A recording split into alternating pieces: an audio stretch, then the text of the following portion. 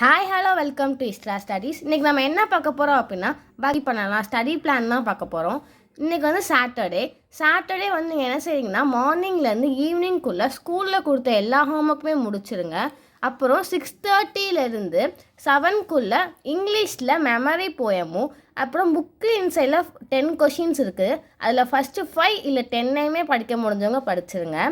அப்புறம் ஒரு 5 minutes break எடுத்துக்கோங்க. அப்புறம் 7:05லேருந்து 7:50 வரைக்கும் சோஷியலில் யூனிட் 1 அதில் வந்து இம்பார்ட்டன்ட் கொஷின் வந்து நான் அப்லோட் பண்ணியிருக்கேன். அதை பாருங்கள். அதை பார்த்து இம்பார்ட்டன்ட் மட்டும் படித்தா போதும். அதை ஒரு 50 மினிட்ஸ் 45 மினிட்ஸ் படிச்சுக்கோங்க. அப்புறம் ஒரு 10 மினிட்ஸ் பிரேக் எடுத்துக்கோங்க. 8 o'clock to 8:50 வரைக்கும் சயின்ஸில் இம்பார்ட்டன்ட் கொஷின் ஆன்சர் அப்லோட் பண்ணியிருக்கேன். அதை பாருங்கள். மோஸ்ட்லி எல்லோரும் பயாலஜியே படிங்க. ஏன்னா இந்த வட்டம் மிட் டேர்முக்கு 4 லெசன் பயாலஜிலேருந்து கேட்டிருப்பாங்க. அதில் எப்படியும் நீங்கள் மேக்ஸிமம் 3 hours படித்தா தான் நல்ல மார்க் எடுக்க முடியும், ஃபுல் எல்லாமே அட்டன் பண்ண முடியும். ஸோ எல்லோரும் ஃபஸ்ட்டு பயாலஜி கான்சன்ட்ரேட் பண்ணுங்கள். இல்லை எங்கள் மேம் ஃபிசிக்ஸ் தான் நடத்தியிருக்காங்க, இப்போ தான் நடத்தியிருக்காங்க அப்படின்னா நான் அதே படிக்கிறேன் அப்படின்னா அதையும் படிங்க. அதுக்கும் இல்லை இம்பார்ட்டன்ட் கொஷினும் போட்டாச்சு, அதை பார்த்துக்கோங்க. யூனிட் பயாலஜி படிக்க போகிறேன் அப்படின்னா யூனிட் 12ல் இம்பார்ட்டன்ட் கொஷின் மட்டும் படிங்க. இல்லை ஃபிசிக்ஸ் படிக்க போகிறேன் அப்படின்னா யூனிட் 1ல் உள்ள இம்பார்ட்டன்ட் கொஷின் மட்டும் படிங்க. நான் அப்லோட் பண்ணியிருக்கேன், அதை பார்த்து படிங்க.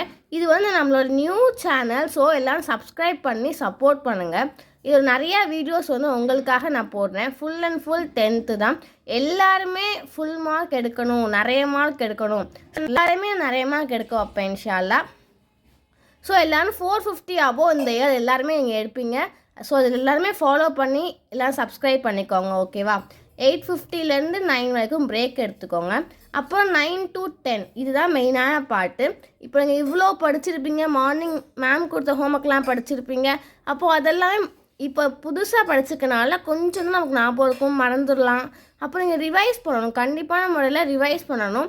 ரிவைஸ் பண்ணுங்கள். நீங்கள் என்னென்னலாம் படிச்சிங்களோ அந்த ஃபுல்லில் இருக்கிறதையும் ஒரு 1 hour டைம் எடுத்து ரிவைஸ் பண்ணுங்கள். அப்புறம் நல்லா சாப்பிட்டு சீக்கிரம் தூங்கிட்டு நீங்கள் எப்போயும் போல் ஏர்லி மார்னிங் எழுந்துச்சு அப்புறம் படிங்க. நாளைக்கு சண்டேக்குள்ளதை நான் வந்து நாளைக்கு அப்லோட் பண்ணுறேன். Okay, thank you guys.